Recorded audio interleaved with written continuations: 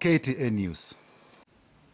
On to diplomatic matters, Tanzanian President Samia Suluhu has stated that her government is working to resolve some of the outstanding diplomatic issues existing between Tanzania and Kenya. Samia spoke after meeting Kenya's CS Amina Mohamed and Ambassador to Tanzania Dan Kazungu. The duo met at the president at Statehouse, Tanzania, where they had been sent to deliver a message from the president. And here is Brian Obuya with the report.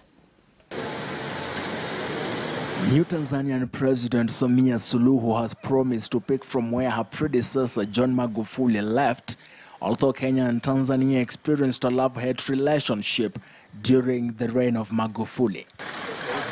The 61-year-old president has asked the Joint Permanent Commission JPC between the two countries to prepare and present directions that can strengthen the relationship between Nairobi and Dodoma. The said Joint Permanent Commission between Kenya and Tanzania last held a meeting in 2016, just a year after Magufuli took over to become the East Africa's state's fifth president. On his part, Kenya's President Uhuru Kenyatta informed Suluhu of his commitment and readiness to hold bilateral talks to see to it a bolder bond between the nations. Uhuru said this as he invited Suluhu to Kenya. Uhuru's message and invitation was conveyed by Sports Cabinet Secretary Amina Mohamed, who met Suluhu in Tanzania.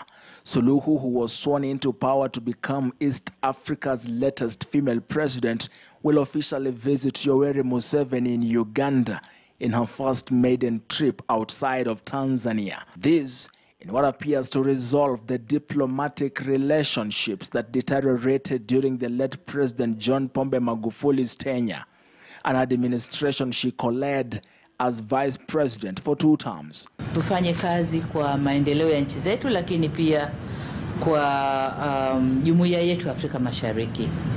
Sasa ndani yake hapo kuna mambo mengi ambayo tutayazungumza kidiplomasia, kupitia njia za diplomasia ili kuimarisha uhusiano wetu. In 1983, Kenya and Tanzania resumed diplomatic relations after a 6-year break following the collapse of the East Africa Community in 1977. Since then, the relationship between Kenya and Tanzania has been one walking on eggshells, but almost collapsing under Magufuli.